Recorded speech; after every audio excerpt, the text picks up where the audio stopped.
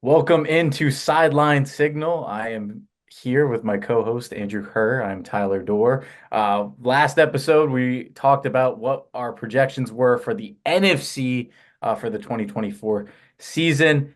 If you stay tuned in for this next one, the AFC, highly loaded, one of the more high-powered, or definitely of the two, the most high-powered conference. So it should be interesting what we see. Obviously, as we stated in our last video there. We do not know what each other's have, so there will be some surprises along the way. But to get us started, we started in the East for the NFC. We're going to start in the East for the AFC, which could be a absolutely stacked division if certain things go the way that certain fans, cough, cough, Jets fans are hoping. So, Andrew, how do you have the AFC East shaken out in 2024? Yeah, it's gonna be a really interesting division to keep our eye on. Obviously, last year there was a lot of great teams, and then the Jets kind of bomb fired down because of the injury to Aaron Rodgers.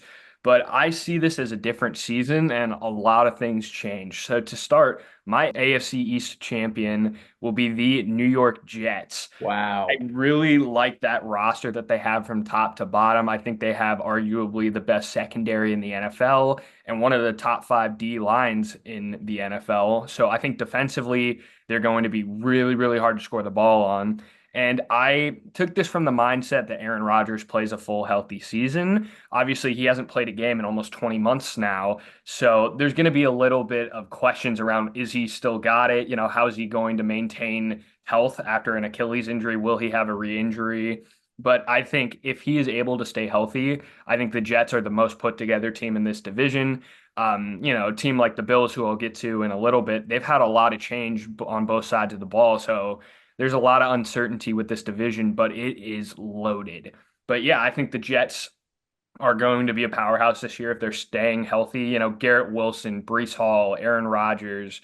I think there's just a lot of great pieces on that team. Obviously, getting in a rookie and Alu Fashanu as well. I think he's going to be a great offensive tackle that will just continue to improve for them and give Rodgers more time in the pocket.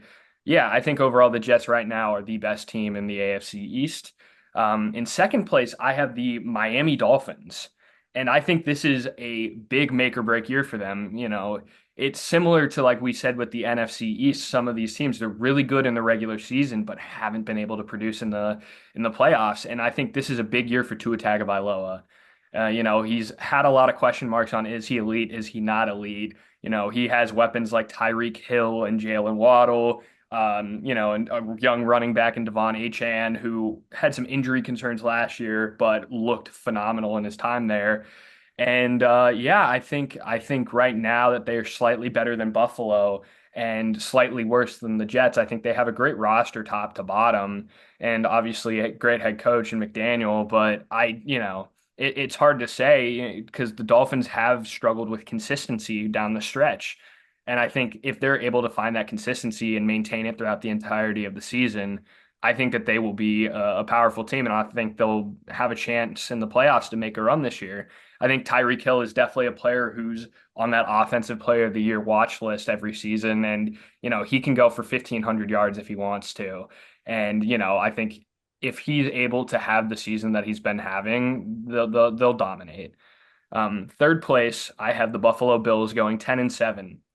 And I think this might be a strange year for Buffalo Bills fans who have seen a lot of success in the regular season and a little bit of playoff success over the last few years. But, you have lost a lot of players on both offense and defense, but significantly on offense, losing Stephon Diggs and Gabe Davis, your two high-powered receivers. But yeah, I think it puts a lot of pressure on Josh Allen. Looking at him last season, he was one of the leaders in interceptions last season, and he's a guy who is got all the pieces to be an MVP in this league, but the big concern is his ability to play hero ball. You see it, I see it. He forces a lot of passes and he makes some really weird decisions on who he's throwing the ball to late in some games. And I think now, Keon Coleman looks exciting, and you have some young players in James Cook and Dalton Kincaid who could potentially be the future for Buffalo. But right now, losing, your two top receivers from the last 3, 4 years is going to hurt them. Shakir is one of their top receivers this year, and I personally don't know if he's elite enough to even be a wide receiver two. I think he's a good wide receiver three, but is he able to make that step up? I don't know.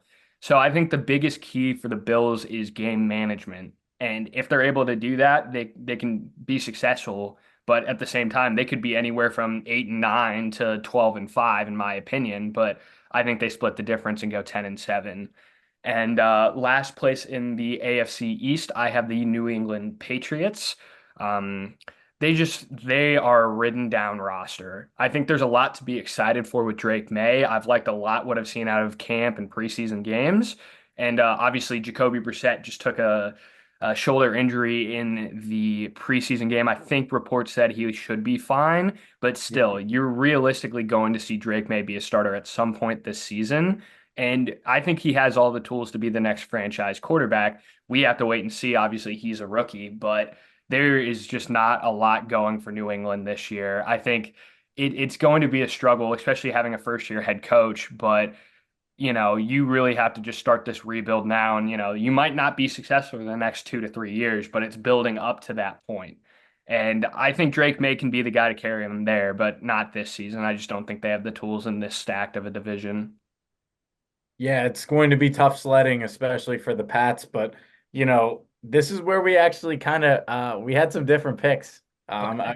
I'm happy to say because it's so loaded. I feel like the Dolphins, the Bills, and the Jets could finish anywhere from 1 to 3. It's going to be some order of those teams. For me, I went the different route. I said the Bills are still going to win the division. I still feel like it, and I get it. They lost Diggs. They lost half of their defense. It's not a great feeling for them. To lose like Jordan Poyer, a guy that has been there, has been so dependable for them, kind of an anchor in that defense. Matt Milano with the injury, that's going to be really bad for them. Ed Oliver, who has been like historically injured, got banged up in their last preseason game. I don't think it's going to be an issue, but that is something to look out for.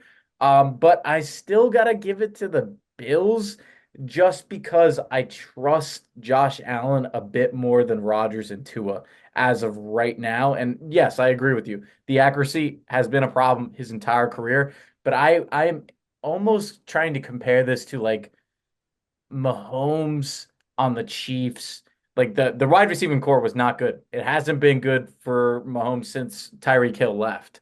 Really, when you look at it, yeah, Travis Kelce, top three, if not the greatest tight end of all time. But Mahomes has not had a great cast around him in terms of wide receiver, but I think Josh Allen has the ability to get people the ball. The X factor in my eyes is James Cook. He's going to have to do a lot rushing the ball, but in the pass catching game is going to be huge. The screen game, those little check downs, if Josh Allen can't find someone deep, and it's going to be pretty important to Josh Allen's season, I think, that he can find those check downs before forcing a ball deep, which is something that we've seen him not throw the check down and throw like a post into double coverage 30 yards down the field. So that's really going to be the difference. But I like Sean McDermott. I think he's on the hot seat, low key. So I got the Bills going 11-6. But like I said, I could easily see the Dolphins or the Jets topping this division. So I have no qualms with your picks there. In second place, I have the Dolphins at 10-7. Now, Tua is going to be Tua, right?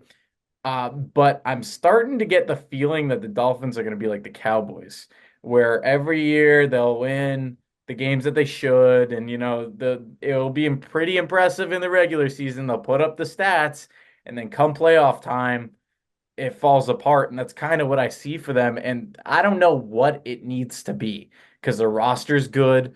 Mike McDaniel is one of the best young coaches in the league. They've only gotten better, or at least slightly better. They didn't get any worse, I should say. But it's just not doing it for me. It really is not doing it for me. I have no other reasoning besides that. If I had to pick out of the three, I would say the weakest is the Dolphins. I just kind of feel like the schedule works out a little better for the Dolphins to where they beat the Jets by like enough points to break the tie. I literally have them both 10-7 and 3-3 in the division. So I got the Jets in third, and I wanted to point out the Dolphins are a wild card, and I also have the Jets making the playoffs as a wild card at 10-7. Our friend Anthony, as I mentioned last episode, has been waiting for this moment for a long time. I can remember when Aaron Rodgers' Achilles snapped on that week one, that fifth play in or third play in, whatever it was. He went silent. He went into his room. He didn't speak another word to me after that had happened. And for Jets fans, this is like rejoice. Everything's coming together. But it's also the New York Jets. That's the only thing. That's why I have them 10-7 and not like 12-5. Because I feel like we're getting all this hype and yeah, on paper, amazing. But they also remind me of the Cowboys. Now, Aaron Rodgers is a different animal. If he's fully healthy, and yes, he's old, and this is probably like his last 1 or 2 years. But he's still got stuff left in the tank. I'm never going to doubt him. So he'll be great. Garrett Wilson will be great. Their defense is going to be great. Brees Hall is going to be great. But this is going to be like it's Super Bowl or bust, basically. Because I really feel after Aaron Rodgers calls it quits, they're going to have to do some soul searching because Andrew, as you said last episode, like once Aaron Rodgers went down, the wheels fell off instantly, basically. So are we going to have another moment like that? And I just wanted to say, and for our viewers out there, and I'm going to ask you, Andrew, do you think that they're going to be able to sign Brees, Garrett, and Sauce and Elijah Vera Tucker all from the same kind of class there that they're all coming up within 1 2 years. They're all going to be up for extension. So how do you think they attack that? I I really don't know. That's a very difficult question that honestly I didn't really think of when we kind of were going through and getting ready for this episode. But yeah, that's a difficult position to be put in. I think for me, the two most important players out of those four for me are Sauce Gardner and probably Garrett Wilson. Yeah. I think having those two players be the anchor of both your offense and your defense are so pivotal. And we've seen this before. And obviously, I might be a little old fashioned, but I'm part of that. You can find a new running back. Obviously, it's going to be hard to replace a Brees Hall, but at the end of the day, you can see a lot of teams are very successful and they don't have this superstar at running back. But if your receiver room's kind of okay, you don't really have a true star, you're more likely to struggle in a division that's competitive. So, and then Elijah Vera Tucker is very good. I would say he would be third in the hierarchy for me. And number one has to be Garrett Wilson.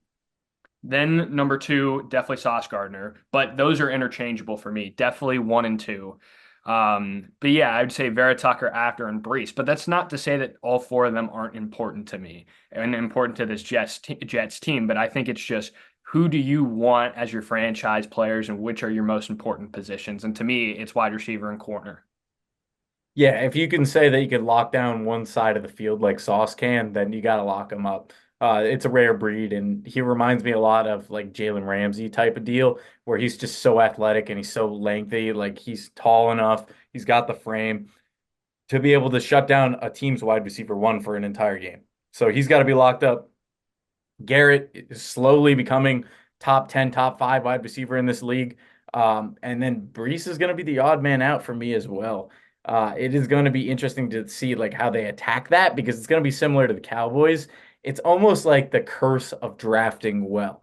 Like they had one of the best drafts of any team in recent memory, but it's going to bite you in the butt. Like you also got a guy in that draft, Jermaine Johnson, I believe. So that's another guy. Add him to the list.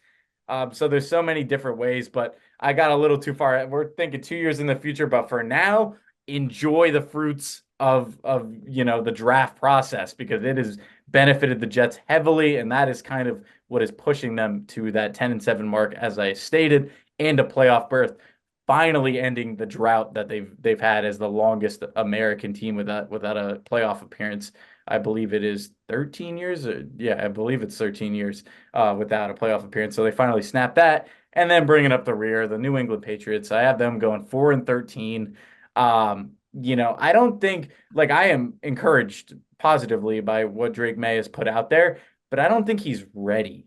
And I do think that this Jacoby Brissett injury, no matter how minor or major it may be, is going to force Drake May into some uncomfortable situations. They have not built a team around him yet. They really haven't. They're going to have to rely on the run a lot. Their O line is eh. Their defense is pretty good. Like they got some young studs on the outside, Christian Gonzalez being the main one. Obviously, you know him. Yeah. But offensively, I think Drake May is going to struggle a little bit, and I wouldn't be surprised if people got on him early for struggling. But I don't think it's going to be his fault. Like for example, they just cut Juju Smith-Schuster.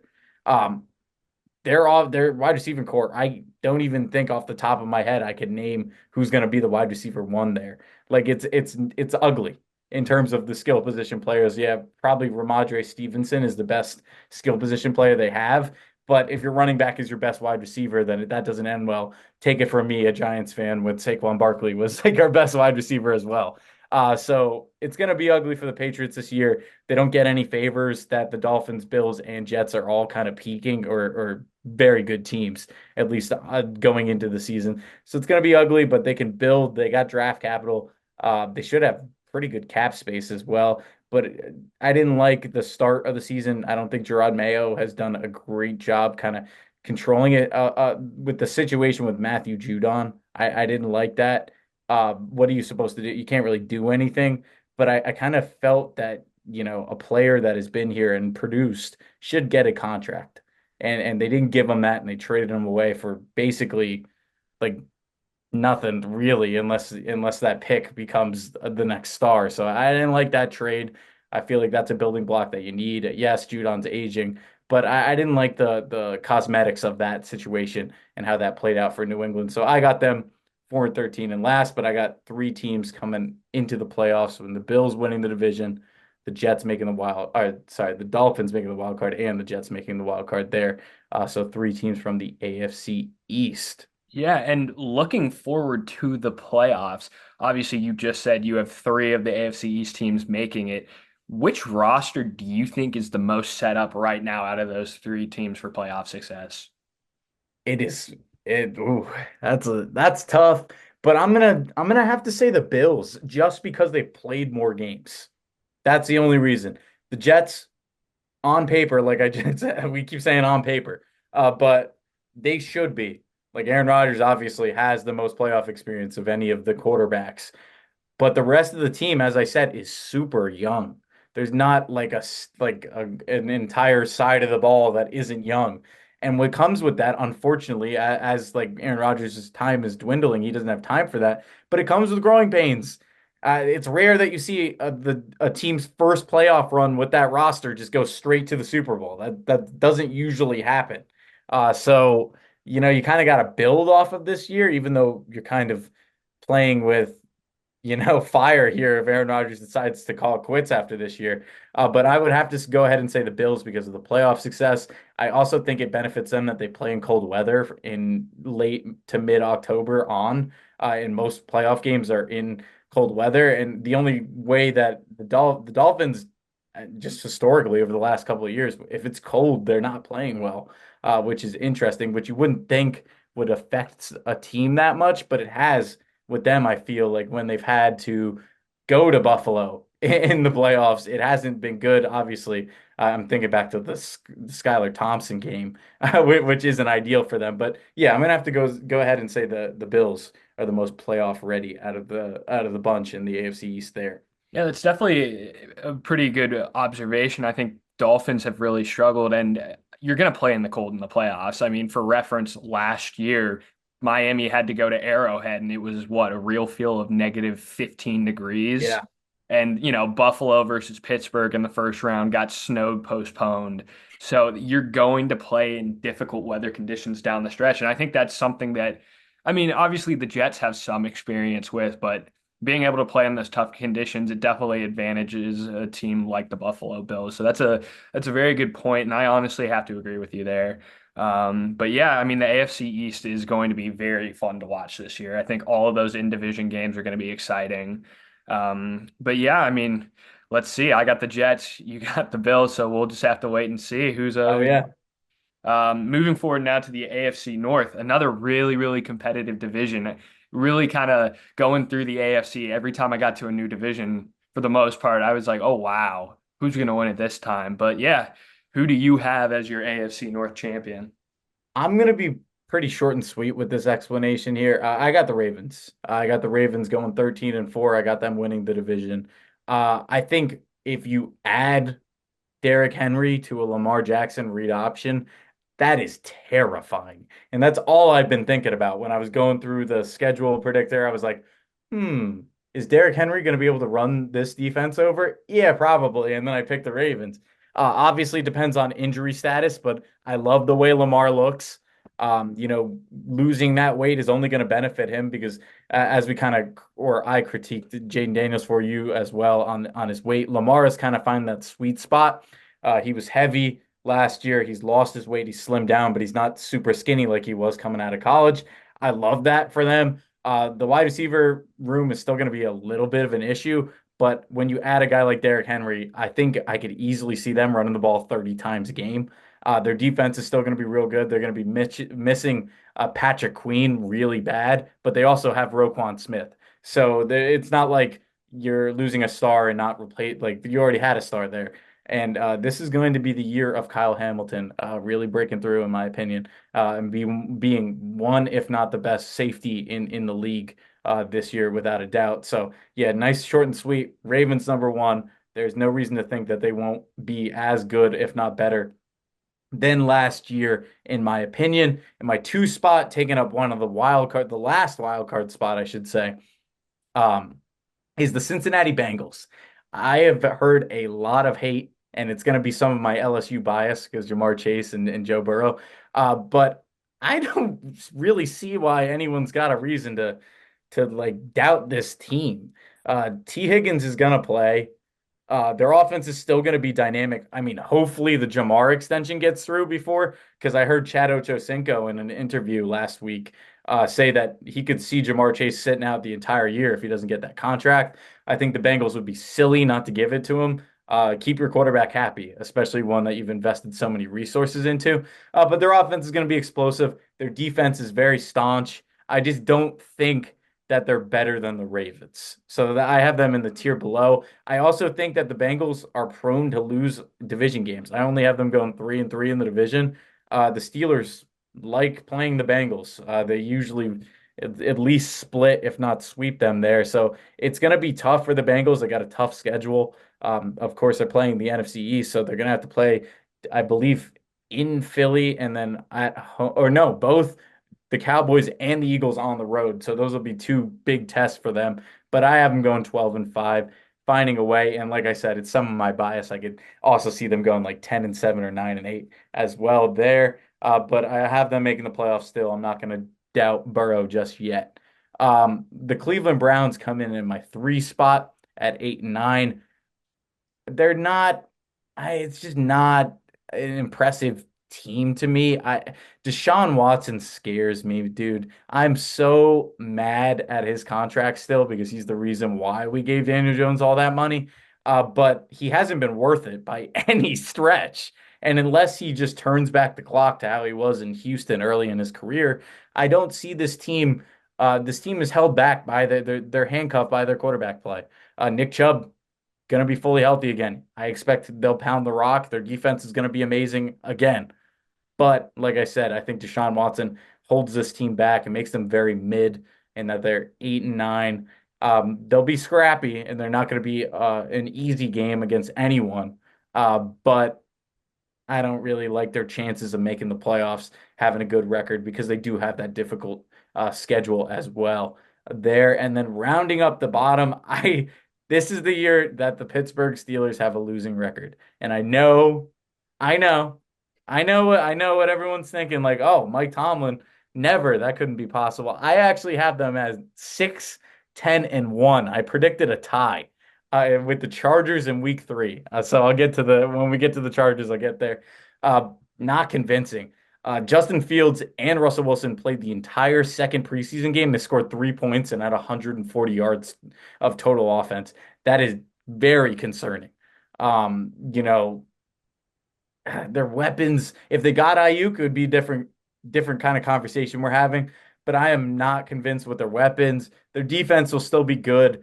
A defense wins championships, but it doesn't win you week to week regular season games. That's kind of the way that I look at it. They'll be scrappy in the division. I have them going 3-3. I actually have them beating each of the. I think they split with all three teams, even though the Ravens are. I predicted the Ravens to be good as well as the Bengals. But yeah, I see Russell Wilson starting the year. I'm not convinced that he's going to be very good. And then I could see them flipping over. But I think that once you flip flop between Fields and Russ, the season's basically cooked. I don't think you can run a two QB system in the NFL and have it succeed. So that's kind of where I have them at. They're not going to be bad. I don't think they're going to be bad. I think that it's going to take a little bit. But also putting Arthur Smith back in that OC role could do him some good, and they could prove me wrong. But this year is not the year that I'm feeling very favorable towards the Steelers. What are your predictions for the AFC? Yeah, I have it a little bit differently than you. Obviously, this is a very competitive division. There's no shame in that, and no doubt about it. But yeah, my AFC North champions are the Cincinnati Bengals. I have them going 13-4. And for me, obviously, I agree with you with the Ravens and how, there's not much that's going to stop them from being successful. I do not disagree with that, but I think we are going to see a massive rise out of the Bengals this year. Obviously, they had their struggles last season when Burrow was dealing with injuries from, the preseason calf injury to the wrist injury at the end of the season. Um, but yeah, there was a lot of question marks with some of their players. Obviously Jamar Chase is holding out right now. I believe the contract will get done. Around draft time, T. Higgins and Trey Hendricks both wanted to leave. They both got restructured contracts, and now they're good to go and they're ready to play. And I think the pivotal player for the Bengals will be Joe Burrow. There's been a lot of doubt on Burrow the last few years on is he really elite ever since that Super Bowl run. People on social media have been slandering his name, saying that he's just got a nickname and that's why people like him. But I think people remember why Joe Burrow was as highly touted in college and in the early days of his NFL career. And I think he's going to be the catalyst to just slightly edge them out into the number one spot over my number two team, the Baltimore Ravens. Um, yeah, there's not a lot to say other than the Ravens are going to be a really good football team again this year. Getting Derrick Henry is going to be insanely beneficial. I mean, obviously they had a great running back room, Gus, Keaton Mitchell. So, there's a lot of talent there, or was there, I should say. And now going to a guy like Derrick Henry is only going to improve that. I'd say their receiving room got marginally better. Zay Flowers is going to improve, which is going to be important. It's going to be important to see is Mark Andrews going to stay healthy this season. Obviously, he had a really unfortunate leg break or ankle break last season on a hip drop tackle. But yeah, and then I agree with you. I think Kyle Hamilton will be one of the best, probably the best safety in the NFL this season. He's only 23 years old and he's arguably top five right now, but I think will be probably top two, if not one, by the end of the season. And my only concern for me is that the Ravens tend to get a little overzealous in these division rivalry games. And I think that they easily could drop both to a team like Pittsburgh just because they're overlooking certain aspects of the rivalry game. And they could easily drop both to Cincinnati. And I think that's just the slight difference is I think the Bengals, for the most part, are slightly more consistent, in my opinion, in these AFC North games. But yeah, number three, I have the Pittsburgh Steelers stealing the final wild card spot from the Buffalo Bills. I have them going 10-7. And I understand the points that you're making, especially with the quarterback issue. But the way that I see it is Mike Tomlin is one of the most tenured head coaches in the NFL for a reason. He's never had a losing season for a reason. And if he can get even an ounce of the Seattle Russell Wilson out of him, I think that they can be a dangerous team this year. Najee Harris is a great running back. I think George Pickens will see some added ability out of him this year. That defense is going to be difficult to play against. I think TJ Watt will be one of the best defensive players this year. And for me, I mean, the biggest difference that we saw in Russell Wilson's ability between Seattle and Denver was the head coach. Going from Pete Carroll to some Joe Schmo in Denver, it really impacted his ability to be successful. Now, it might be the opposite way that he was only successful because of Pete Carroll. That we'll kind of figure out as this time in Pittsburgh goes along. But for me, I think that Mike Tomlin will be able to get the best out of Russell Wilson. And if not, I think Justin Fields is a great backup. I wanted the Raiders to trade for him to start him last offseason. So I think they have a lot of options. And yes, consistency needs to come in, but they're both two quarterbacks working in a new system. There's going to be a little bit of growing pains, but I think once they get it firing on all cylinders, the Steelers will do Steeler things, and I think they'll ultimately be a wild card team. And then last place, I have the Cleveland Browns going 8-9. And yes, they have some talent on their team. Obviously, Nick Chubb will be coming back from injury. They have, I believe they traded for Jerry Jeudy in the offseason. Obviously, Amari Cooper still and Deshaun Watson. But I just don't see them hanging around. I think they're a solid team, but I just see them underperforming this year, especially with the talent in their division. They have a difficult schedule as well, so there's a lot of teams that could come in and beat them, a lot of toss-up matches that I just think the other teams beat them. But yeah, I'm ready for the Deshaun Watson experiment to be done. I think it was not worth it. I mean, you've seen since Baker Mayfield's left, the best season the Cleveland Browns have had is with Joe Flacco. Yeah. And, we haven't seen the health consistency or the ability consistency out of Deshaun Watson. They paid him some of the most crazy money at the time. And I don't see this experiment being successful. And I think it's ultimately derailed a lot of the success that the Browns have been pushing towards when they had Baker. And I just see them taking a step back and missing out on the playoffs this year. Yeah, Cleveland is definitely going to be one where I could see Kevin Stefanski getting fired. I could see Deshaun Watson getting kind of cut loose after this year. And, the Browns fans, like I've looked at some of like the comments, and if DTR touches the field for the Browns this year, it's curtains, according to Browns fans. So that's kind of it. And it's kind of sad because their roster is ridiculous. Like if you kind of match the pieces together, or if you took this team and reverse time like 4 years, it would be ridiculous. And the Browns would probably be the best team in the AFC, if not one of. But that is not where we are. We're in 2024, and both of us need to see Deshaun Watson do anything productive before we can say that the Browns are going anywhere there. So both South divisions we talked about in last episode with the NFC South. Now we're in the AFC South. Seem to be the worst ones from like top to bottom, I would say. What do you have the AFC South shaken out to? What do you got? Yeah, so this should come as no surprise. My AFC South champion is the Houston Texans. And obviously, piggybacking off a Rookie of the Year award out of CJ Stroud, I don't see any stopping him.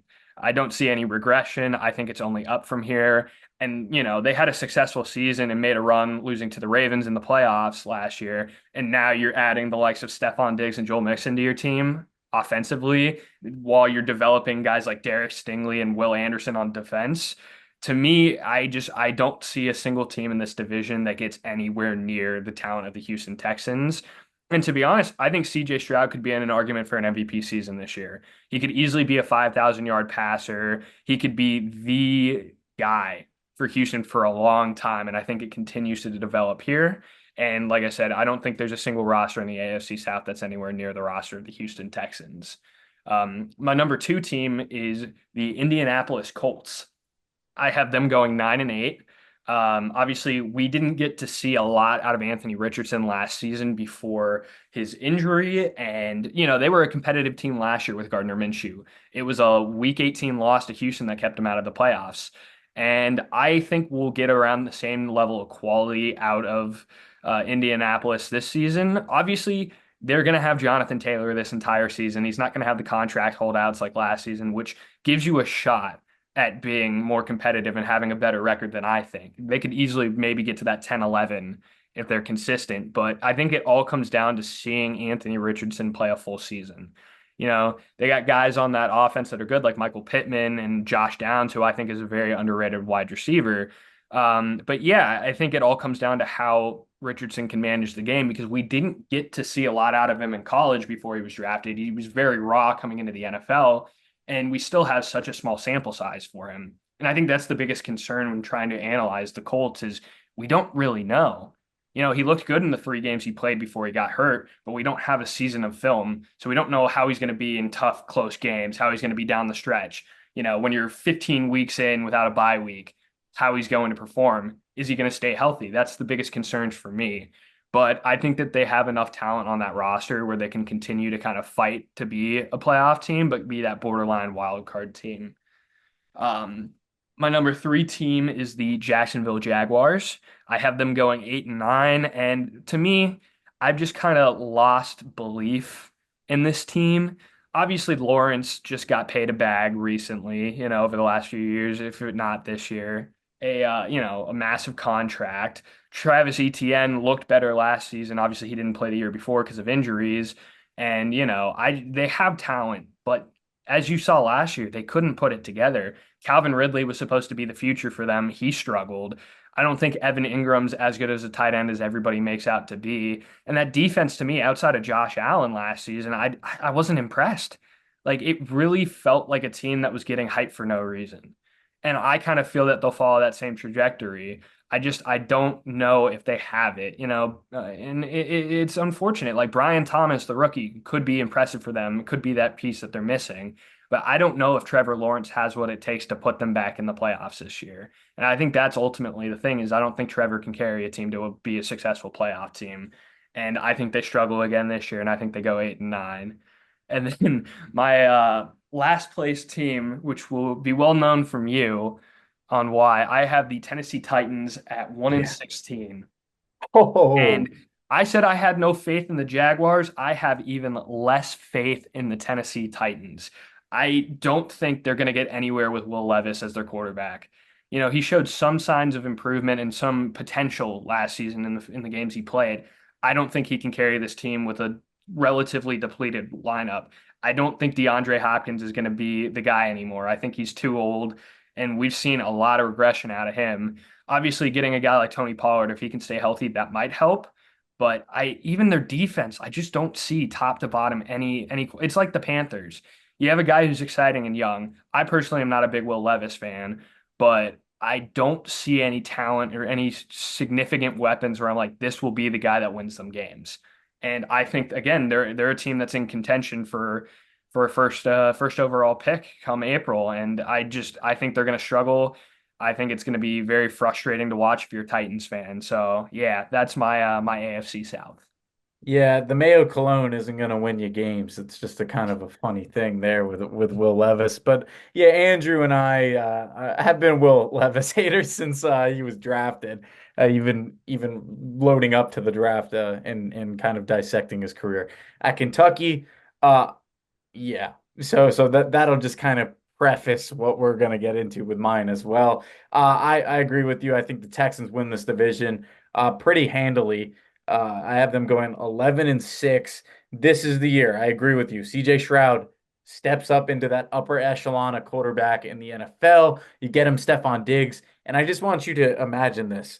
Imagine a four route pass play with the tight end in. The tight end's not even going on a route, and Dalton Schultz, or actually, yeah, Dalton Schultz, very good. You got Joe Mixon coming out of the backfield, Tank Dell running an under route, Diggs across the middle with like a 10-yard in, and Nico Collins running a post. He's gonna have a pick 'em to who to throw to. It's just going to be about getting the ball in these players' hands. It's going to be awesome to see their defense is young and only getting better. D'Amico Ryans, in my opinion, is the best young head coach right now. I would put him above Mike Daniels right now. But there's still a lot to be seen. Like we can hype up off of one year. I think they got all the pieces, but it's about putting it together. The Houston Texans team of last year would lose a couple games that they should not have lost. This year, they cannot afford that. I don't think they can afford that. If they're going to make a playoff run, they need to take care of opponents that are lesser than them. And in the division, that counts to me. I really think that they need to handle their in-division schedule first and foremost before anything. And it's going to be a pretty good test I know they're playing the Chiefs. They're also playing the Jets. So those will be two pretty big tests for the Texans to kind of gauge where they are in that AFC power ranking. But I like them to win this division far and away, at least right now. I got the Colts in second at 8 and 9.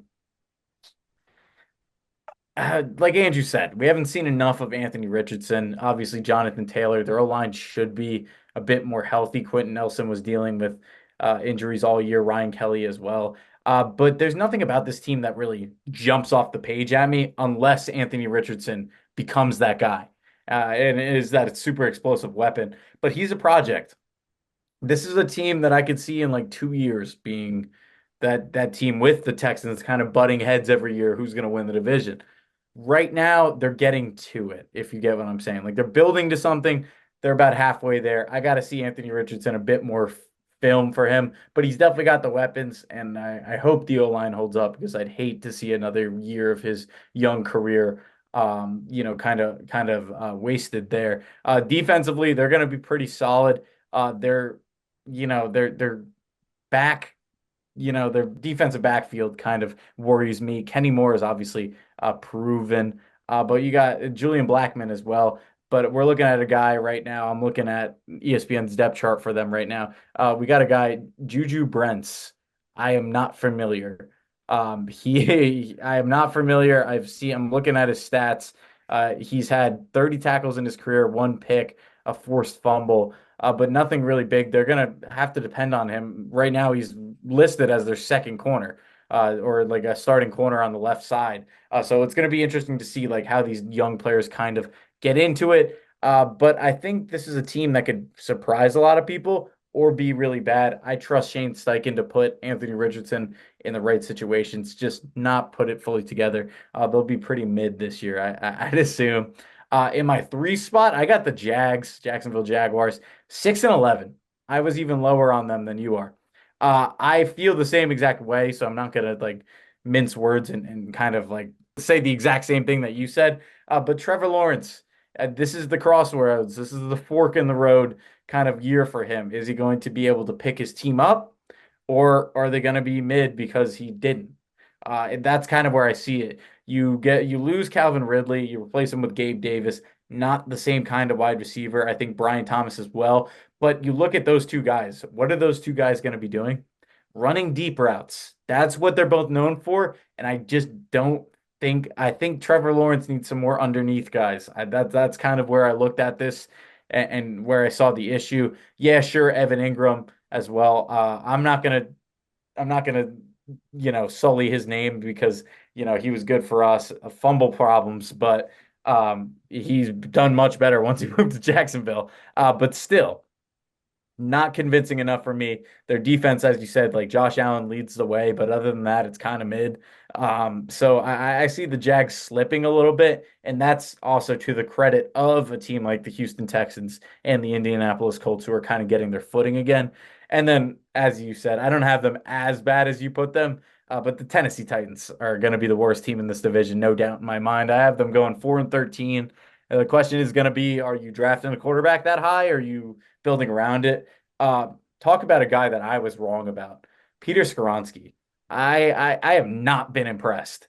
We were both high on him when he was coming out into the draft. I have not been impressed with him. I like the JC Latham pick, but I don't know. I felt like they could have gotten a better guy with their draft pick in the first round. So Will Levis, he's throwing to Calvin Ridley, DeAndre Hopkins, and Tyler Boyd. When you look at it, 2 years ago, that's an elite receiving core. Yeah, they gave Calvin Ridley a ridiculous contract. And even if he is amazing, let's say he gets 1,000 yards, it's still not worth that money because, 2 years from now, you got to think Calvin Ridley's pretty old. DeAndre Hopkins, past this prime, still quality, but he's a guy that I could see like trying to get out of Tennessee like pretty early on, if they're not doing well. They got a Conquo at the tight end too, which pretty good, but it's not selling me defensively, not selling me on anything. I love the Sneed signing, but they got to do more. Quandre Diggs as well. I like that signing as well, but having two guys on your back end that are really good and not really like Jeffrey Simmons, very good as well. But I'm looking at this lineup. I'm not seeing anything that jumps off the page at me. I think they're going to be pretty bad, and they're probably going to go as far as Will Levis brings them, which isn't going to be very far in either of our opinions. So the Tennessee Titans definitely bringing up the rear there. So one playoff berth out of this division. Houston Texans win the division for me. So to conclude, we head to Andrew's Raiders division out there in the West, the AFC West, to conclude our AFC predictions and our predictions overall for the league. Who do you got winning the AFC West? I wonder. Yeah, this should be no surprise at all. I have the Kansas City Chiefs at 15-2, winning the AFC West. And again, we saw the Kansas City Chiefs go and win the Super Bowl last year, and they improved by getting another great young talent in Xavier Worthy on offense. Just another weapon for Pat Mahomes.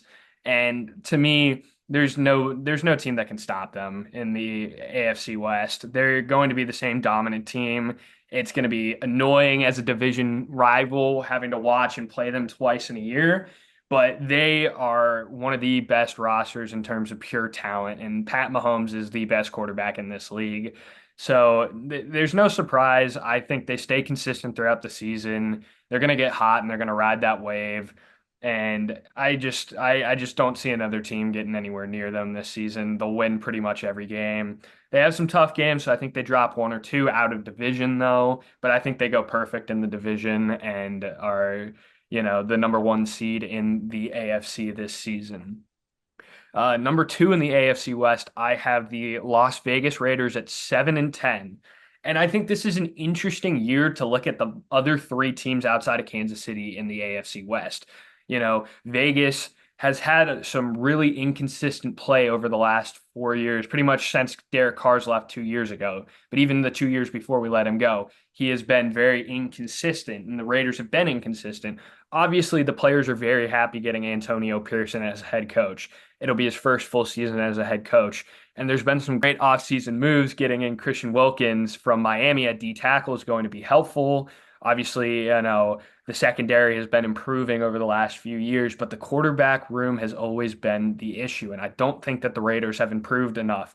I don't think that I've seen enough out of Gardner Minshew or Aiden O'Connell in the preseason so far to say that I'm convinced that they can go far. And it concerns me because I don't think Devontae Adams stays after this season. I don't think he stays the full season.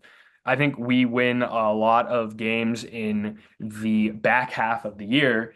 Just towards the end of the season, we'll get our last 3, 4 wins. But ultimately, I don't see Las Vegas being a team that can make the playoffs this year. And I think that the Raiders will ultimately trade Devontae and try to capitalize on some of their younger players like Trey Tucker, Brock Bowers, some of these young Michael Mayer who are developing and just build around that for the future.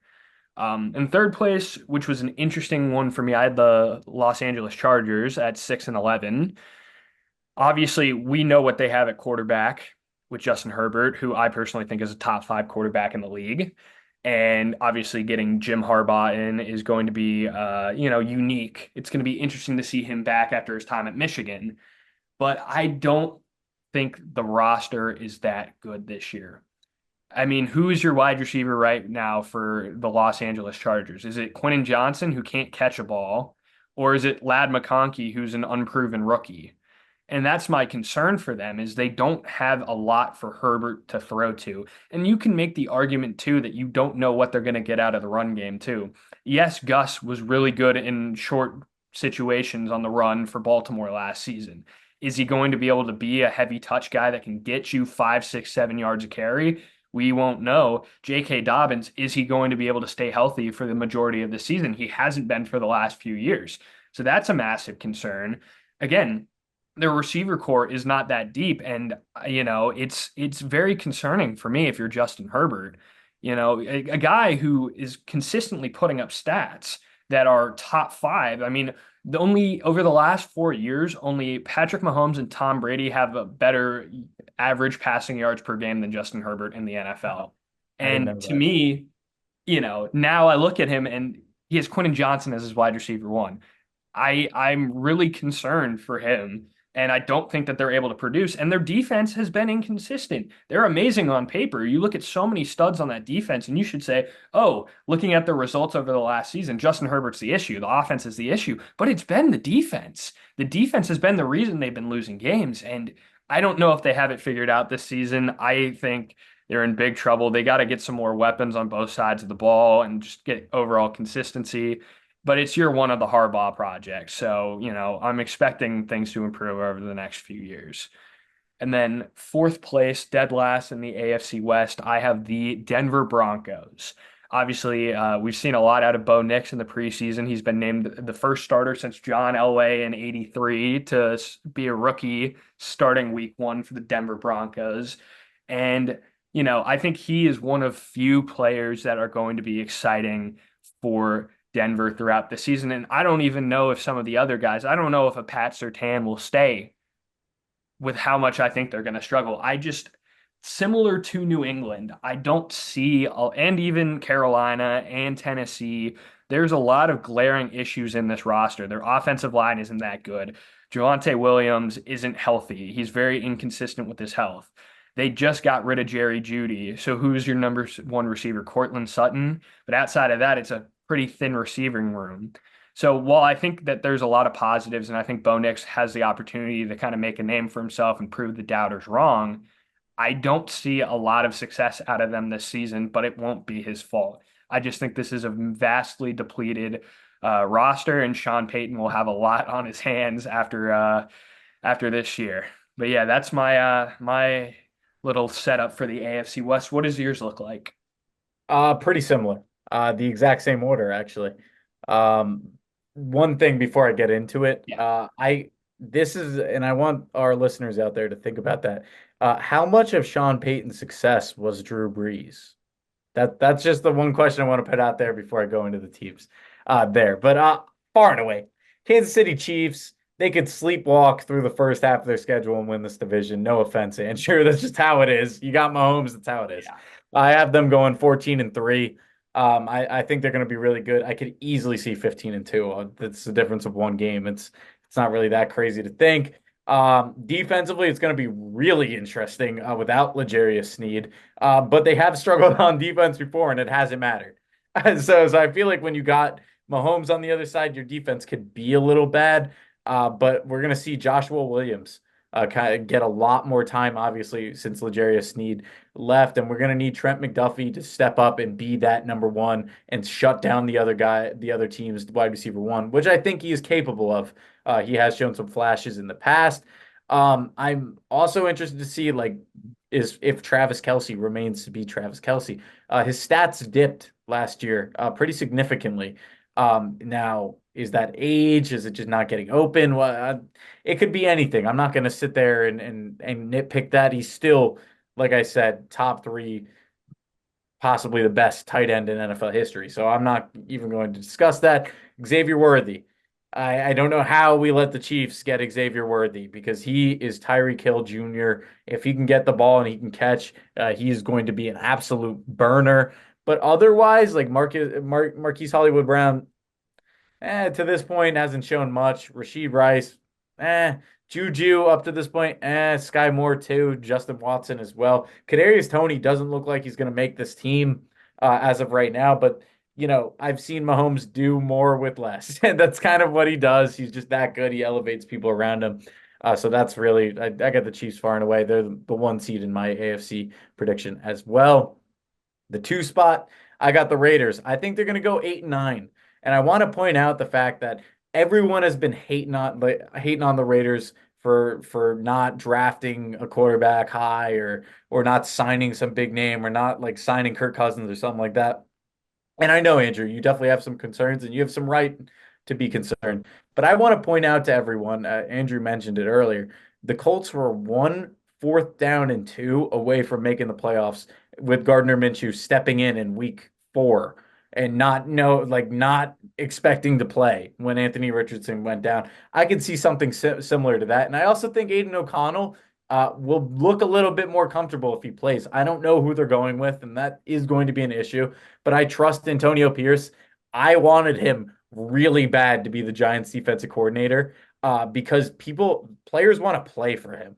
There was never in doubt the effort last year. Once he got to the helm, once Josh McDaniels, that stink taste got out of your mouth, Antonio Pierce knows how to get guys to play, and I think they will, and that's why I like them to go 8-9. I think Gardner Minshew has the respect of this team, and I also think Aiden O'Connell could as well. I've just seen. I just feel like this is Gardner Minshew's. He's gonna start kind of be like Minshew mania for a little bit. I do see what you're talking about with Devontae Adams. If he doesn't see this team in playoff position, I could easily see him tap out. And I'm also interested to see how they use Brock Bowers and Michael Mayer. Like, if you're going to spend the high draft picks on tight ends, you better use them. You're going to see a lot of two tight end sets. They'll probably try to run the ball. And this is where Zamir White is going to have to shine. I don't think Alexander Madison is going to be that starter. I think it's going to be Zamir White because he is younger and more explosive. And I think it's going to be cool to see another Georgia running back kind of getting a shout. And if he could turn into something, even a fraction like Nick Chubb, they'll be set there with that one. Their defense, Max Crosby, and we'll get to this in a second where we're talking about awards, but oh man, I love Max Crosby so much. Adding Christian Wilkins to that, now it felt like Max Crosby was always getting there, but it didn't matter because the rest of the D line wasn't getting there. Now, when you got that push in the pocket from Christian Wilkins up the middle with Max coming around one end, maybe even Tyree Wilson stepping up, maybe. I know you don't like it, but maybe.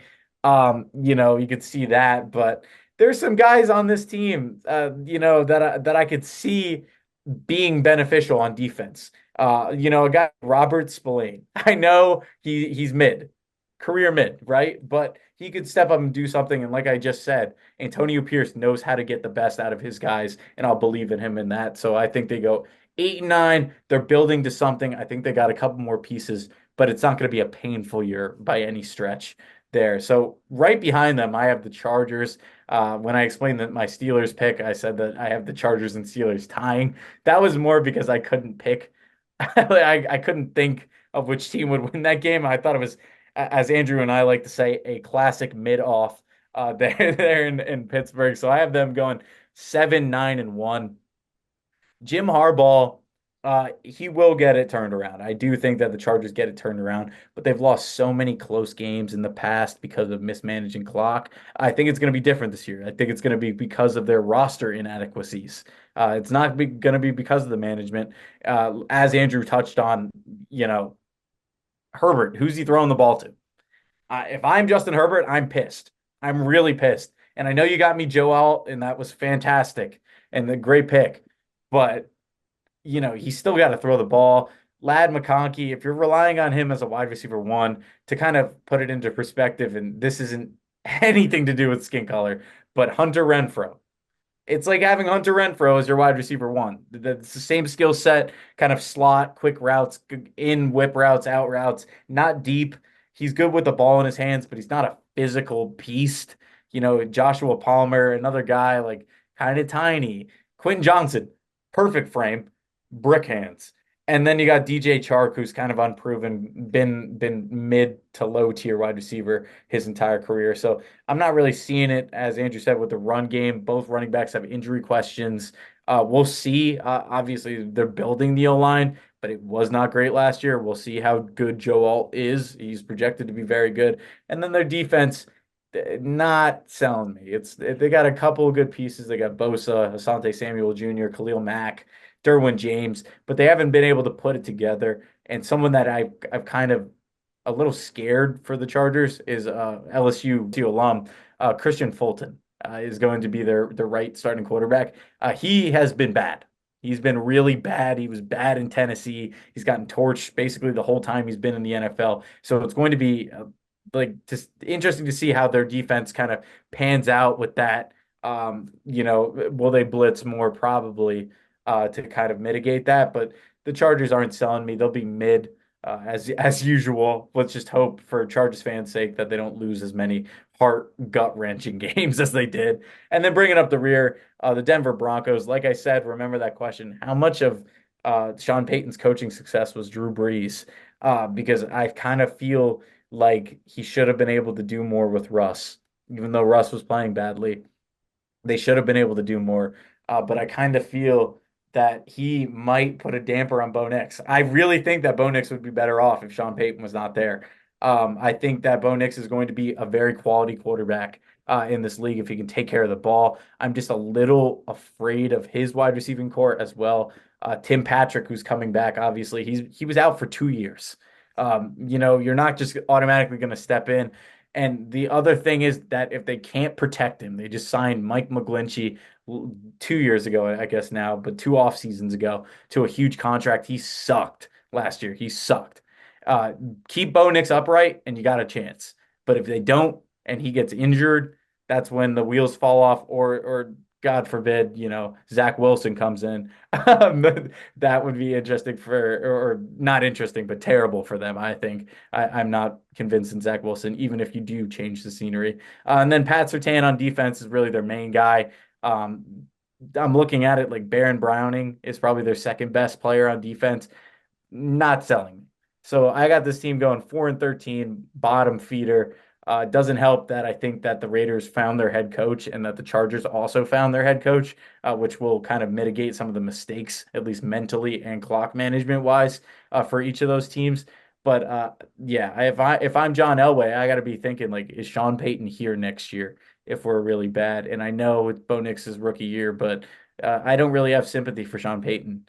He walked into Denver and he was like, "Oh, I'm the best coach ever." Like that's kind of the air that he's had of himself since he's been back. But I'm not fully convinced. So for that reason, I got them in last. And then the only team making the playoffs out of the division is the Kansas City Chiefs with that 1 seed. So that concludes our predictions here. So now we get to the fun part, which is the Super Bowl prediction. Andrew, what do you got for the 2020, the 2025, I guess, Super Bowl? Who you got? I have a very chalk Super Bowl this year. I think it realistically will happen, but I have the Kansas City Chiefs playing the San Francisco 49ers in a rematch from last year's Super Bowl. But this year I have the San Francisco 49ers taking the job. And I just think right now they're both by and far probably the best teams in their respective divisions. They're both my one seeds. I could see out of the two of them, I think the Chiefs are more likely to get upset than the Niners. I think the Ravens, the Texans, the Bengals, any of the teams that make the playoffs for me could give them a run. But when you talk about a team that survives and advances, if there's nuclear war, the Kansas City Chiefs are surviving. That's what they do, and they win. And I think that's something that's always underappreciated is how good they are at protecting Mahomes in the playoffs. That guy does not get sacked when they're in the playoffs. And I think that they will fight tooth and nail to get back to the Super Bowl. And I think they will. And that Niner system will just carry themselves to the Super Bowl. I could see a team like the Lions or the Packers beating them. But realistically, I think it's Niners versus Chiefs. And I think this time Purdy just gets the job done. But, it could go either way. But I think it's by a field goal, but I think the Niners win. Okay. I like that. I actually was going to have the same exact thing happen, but I thought differently. I thought to myself, Tyler, you can't be chalk, dude. That's not you. You got to think of something different. I went with the Kansas City Chiefs playing the Green Bay Packers, a rematch of Super Bowl one of the original Super Bowl. Jordan Love takes them. They get over the hump. They beat the Niners in the NFC title game. Finally, after losing to the Niners so many times in a row in the playoffs, they get there, and then the Chiefs beat them. I really think that Kansas City gets a three-peat. I don't want them to, but I'm done doubting the Chiefs. I am not doubting the Chiefs anymore.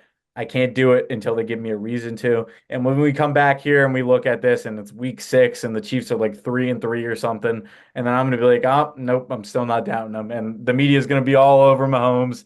And then somehow they find their way into a February contest and playing in the Super Bowl. So I think that Jordan Love and the Packers are going to be back here. This will be their first trip, but I think they're going to be back. I think it's going to make for a lot of great matchups. The league is in good hands. There's a lot of young talent. There's a lot of teams with young talent. So the Packers get there, but the Chiefs use their expertise. They get that three-peat. And then I don't really know what happens to the Chiefs. Is it Andy Reid's last year? is Travis Kelce falling off that cliff yet? I'm not doubting Mahomes because Mahomes is the GOAT right now. Not yet, but very well on his path to be. But I, there's going to be some questions at the end of the year whether or not the Chiefs win the Super Bowl. But I'll pick them for now just so I can feel a little safe about my pick there.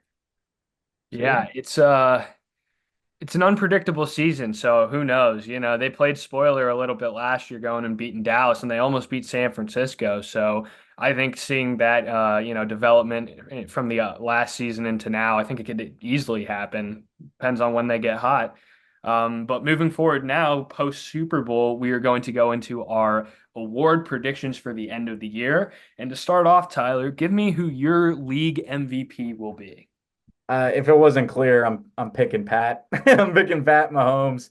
And yes, he's going to have a depleted wide receiver core. And yes, Travis Kelce is aging. And yes, their defense got worse. And yes, it doesn't matter. I'm picking Mahomes. He's due. He's gonna win his third and then win his fourth ring. And then we're gonna be like, holy crap, this guy is amazing, even more amazing than we thought. I didn't really prepare like any research for this. It's just Pat Mahomes. I don't really think you have any qualms with it until he proves you wrong.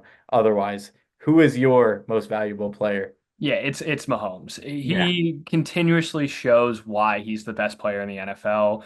Obviously he didn't win it last season, but I think ultimately if they go 15-2 like I think they will, it's all because of him and the talent around him. But his ability to make plays out of nothing is something that should not be oversighted.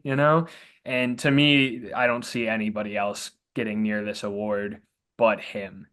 Yeah, it's got to be Mahomes 100%. Yeah, I know. And it's like I feel bad saying it because I wish we could come on here and say some hot take or something, but it's Mahomes. It's just Mahomes. It's kind of how it is there. So a little more, a little more options. There's more options here for your Opoy, your offensive player of the year. Who do you think is taking home that award come February?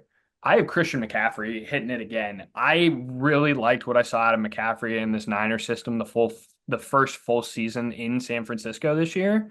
And I think if he's able to stay healthy, he's had injury problems in his past. Obviously, everyone knows that, but I really think that he can run away with it again. This system is set up perfectly for him to get the receiving yards and the rushing yards he needs.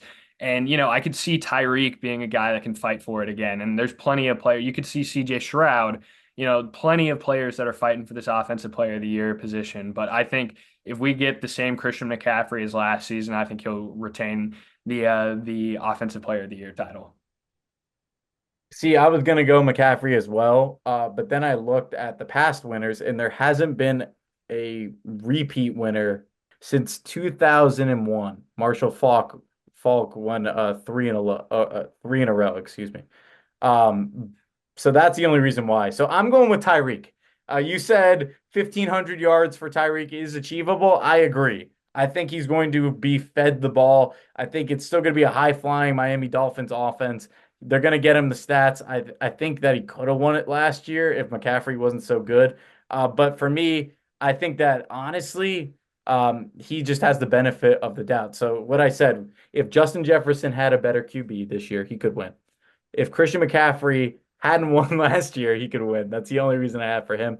And if Saquon didn't have injury concerns, I could also see him winning it. But as of right now, I really feel like the most compelling argument is Tyreek, just because of his situation and the fact that Tua is going to bomb it deep to him. And we'll see what his stat line ends up with, but I would not be surprised if we were somewhere in that 1,300 and up receiving yards for him pretty easily if they feed him and he ends up getting like 100 catches or something like that in that kind of situation.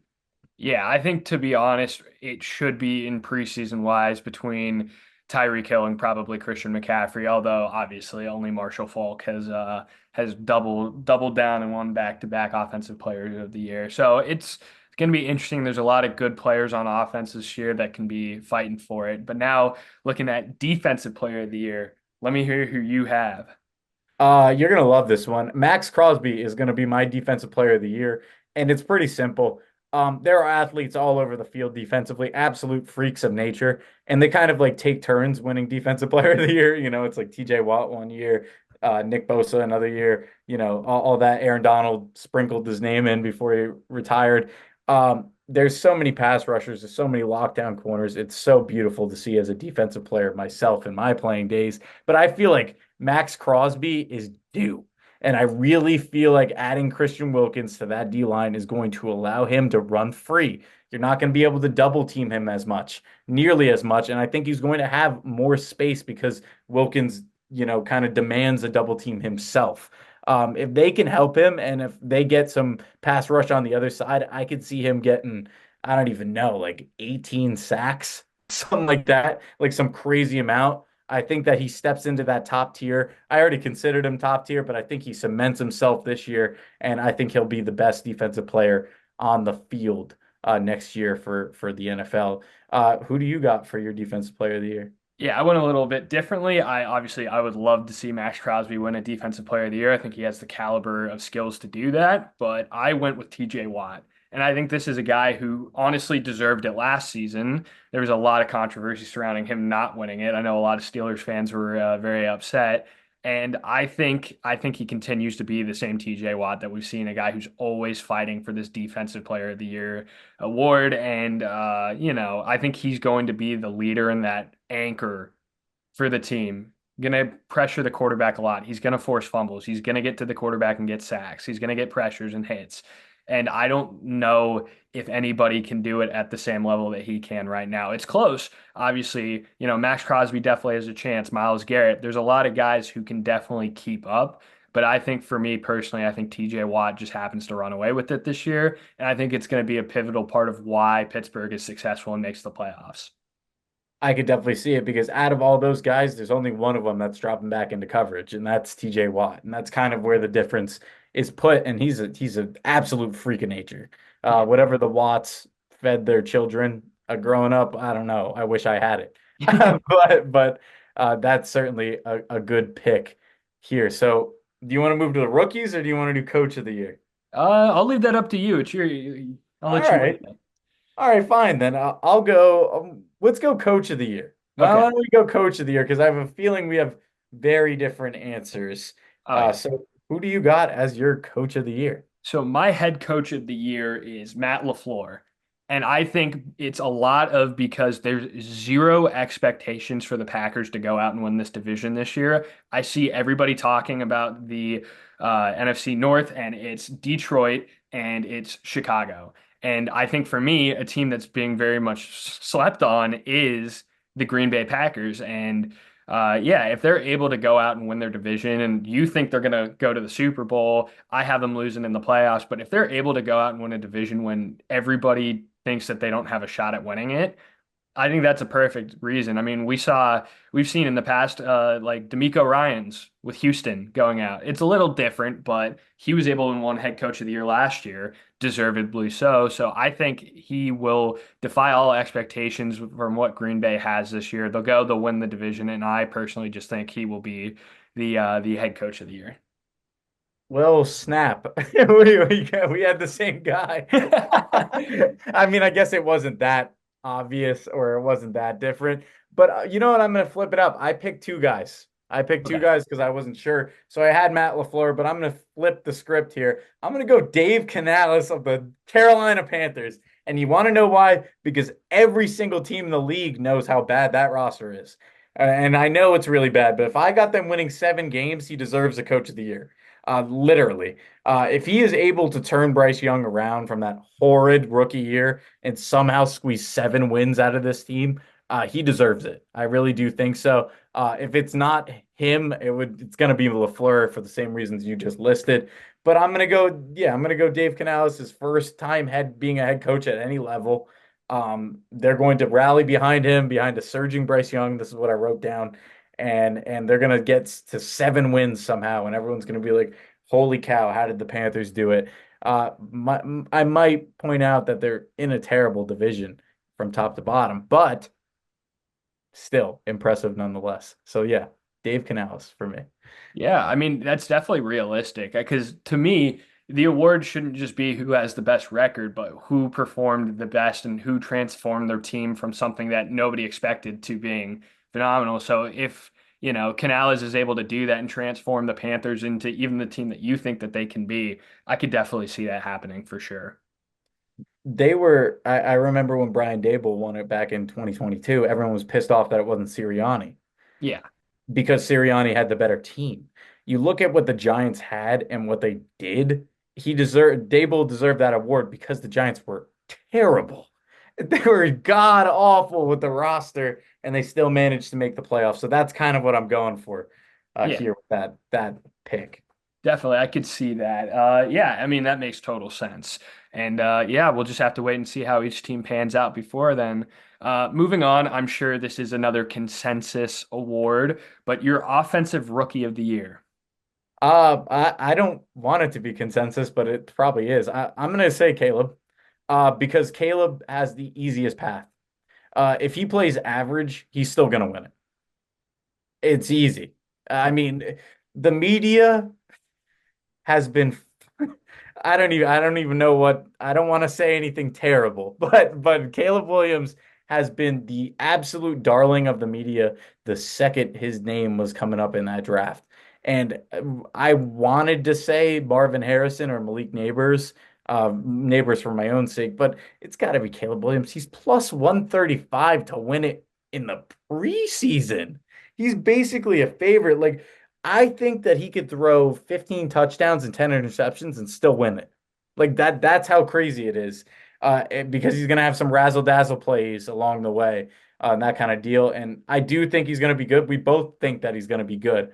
But I think this is almost it's kind of funny that this one doesn't even feel like it's a race, and we haven't even played the first regular season game yet. So who's your rookie of the year? I wonder. Yeah, it's Caleb Williams, and like you said, he has the easiest path to this award. I don't think I've ever seen a rookie, a number one overall pick, go into such a competitive team. And I mean, usually you walk in, you might have a weapon as a 101 quarterback. You're going into DJ Moore, Keenan Allen, Cole Kmet, DeAndre Swift, and to me, it's just incredible how much he is set up for success. And I agree with you. If he even plays average with this team. He will win it and they could be a playoff team. And I think that's the ultimate thing for me is he doesn't have to be at the level that people expect him to play at and that the media acts like he's already at to be a rookie of the year. I mean, look at like we said, look at what Drake May has, look at what Jaden Daniels has, look at what Bo Nix has,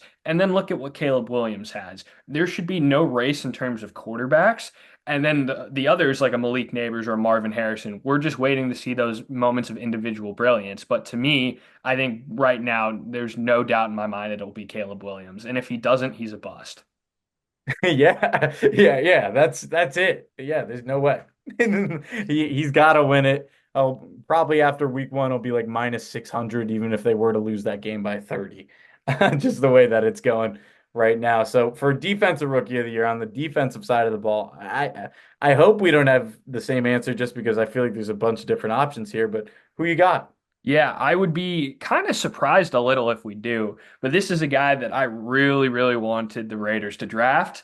And I found out after the draft that they had called him and told him he lost the position to Brock Bowers on a coin flip. And something that broke my heart personally, because he was the guy I had in almost all of my mocks going to the Raiders.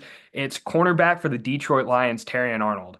I think that he has had a phenomenal year in terms of what he did in college, his final season. And I've heard good reports out of him in the preseason. He was interviewed and he said about the type of player he is that if his mom lined up at receiver, he would jam her into the ground, and she knows that. And I think that fire and that tenacity is going to make him be one of the top players. It's like a Devon Witherspoon, it's or Devin Witherspoon, sorry. It's that tenacity is going to put you on another level, and pairing him into a young secondary of Detroit, I think is going to be very helpful. It's going to be great to see him and Brian Branch play together. That's going to be fun to watch, and I think he will be a dominant piece of that Lions defense next season. That's a good pick. I didn't even think about that, honestly. Terry and Arnold, that's a real good pick. I think that he'll thrive in that Lions defense, as you said. For me, I did not have the same guy. I have Jared Verse. He is on the Rams. He was their first round pick. I think that this is going to be awesome. And he's got pretty big shoes to fill. Aaron Donald leaves. You get drafted as his replacement, kind of there. He'll be more on the edge than inside. Like Aaron Donald played mostly D tackle. He'll be probably outside on that edge, outside linebacker kind of position. But I think it's a match made in heaven with the Rams. I think he's the perfect fit. He's not huge for a D end or an outside linebacker, but he has so much power in his legs. If you watch him, he can drive O lineman back. He tackles very well. He's got a lot of explosiveness. He also is very good at getting under people, which is something that I love to see in defensive line kind of prospects. Um, he's just so raw, and I think they're going to work with that. And I think he's going to be a real problem on a Rams D line that is going to be surprisingly good, even though they lost a generational, historically great D tackle in Aaron Donald. I really think that Jared Verse is going to take home the award because of that. He's just got the tools, and he's going to be explosive and pile up sacks and be good in the run game. That's kind of what sold me on it, his ability to play both. Yeah, definitely. I could 100% see that happening. It's going to be fun watching these rookies play. I think there's been a really good draft class this year, so I'm looking forward to seeing how they all perform. Oh yeah. Oh yeah, 100%. I cannot wait for the NFL season to get started. We are less than 2 weeks away. Let's freaking go, dude. Let's go. Yeah, it's phenomenal. It's phenomenal. It's phenomenal for sure. I mean, I've been itching for it since August began, and now we're almost here in September. It's went by like that, and we're ready to go. I am so excited. Obviously, college football started this past Saturday as well. So just so much football, and we'll be here uh, through all of it on Sideline Signal. Remember, subscribe on YouTube, like on TikTok, comment, ask any questions. We'll respond as well. But this has been our second episode, our AFC overview with our awards and our Super Bowl prediction. For Andrew Herr and Tyler Dorr, this has been Sideline Signal. Thank you guys so much for listening, and come back when we post our next video. Thanks, everyone.